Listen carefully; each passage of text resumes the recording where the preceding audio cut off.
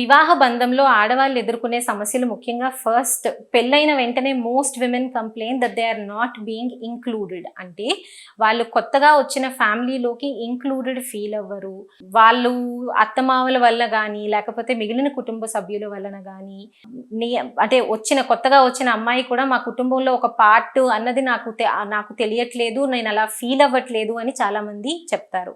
So దీనికి ఇచ్చే first tip ఏంటి అంటే, వివాహం అన్నది ఇద్దరు వ్యక్తుల మధ్యన జరిగేదండి, ఇద్దరు కుటుంబాల మధ్యన కాదు. ఎప్పుడైతే భార్యాభర్తలు ఆనందంగా ఉంటారో, ఒకరినొకరు అర్థం చేసుకునే టైము, ఎన్వైరన్మెంట్ వాళ్ళకి కుటుంబంగా మనం ఇస్తామో వాళ్ళ మధ్యన బంధం బలపడుతుంది. ఎప్పుడైతే వాళ్ళ మధ్యన బంధం బలపడుతుందో, దీనికి టైం పడుతుంది, 1, 2, 3 years పడతాయి.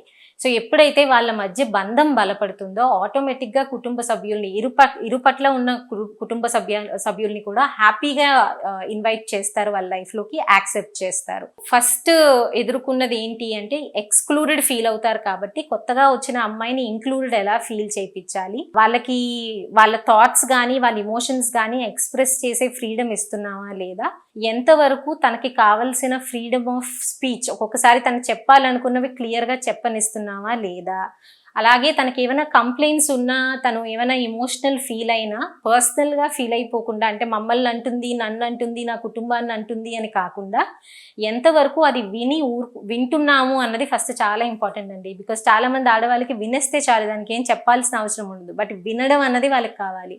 ఎప్పుడైతే వినే వాళ్ళు ఇంట్లోనే దొరుకుతారో వాళ్ళు ఆటోమేటిక్గా ఆ బాధలోంచి బయటకు వస్తారు. So feeling of inclusion is very very important. మ్యారేజ్లో రోల్స్ ఎక్స్పాండ్ అయిన తర్వాత, అంటే ముఖ్యంగా తల్లి పాత్ర వచ్చిన తర్వాత చాలా మంది ఆడవాళ్ళు ఆ పాత్రని యాక్సెప్ట్ చేయడానికి టైం పడుతుంది. బికాస్ యూజువల్గా మన సమాజంలో ప్రెగ్నెన్సీ, మదర్హుడ్ చాలా గ్లోరిఫై చేసేస్తాం. అంటే అందరు ఆడవాళ్ళు ఇది ఎంజాయ్ చేసేస్తారు, ఎంజాయ్ చేయాల్సిందే అన్నట్టు ఒకటి గ్లోరిఫై చేసేస్తాం దాన్ని.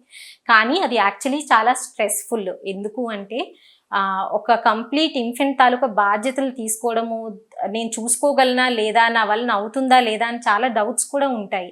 అండ్ ప్రతి బిడ్డతో పాటు తల్లి కూడా అప్పుడే పుడుతుంది కాబట్టి వాళ్ళు చాలా తప్పులు చేసే అవకాశం ఉంటుంది. కానీ తప్పులు చేయంగానే ఎత్తి చూపించే వాళ్ళే చాలా ఎక్కువ మంది ఉంటారు. తప్పు చేసినప్పుడు ఇలా కాదు, ఇలా చెయ్యాలి అని సరిచేసి చెప్పేవాళ్ళు చాలా తక్కువ మంది ఉంటారు. సో ముఖ్యంగా ఆడవాళ్ళకి ప్రెగ్నెన్సీ, మదర్హుడ్ ఈ టైం అప్పుడు పార్ట్నర్ సపోర్ట్ ఎంత అవసరమో ఇంట్లో ఉన్న మిగిలిన ఆడవాళ్ళ సపోర్ట్ కూడా చాలా అవసరం. అది అత్తైనా కావచ్చు, అమ్మన్నా కావచ్చు.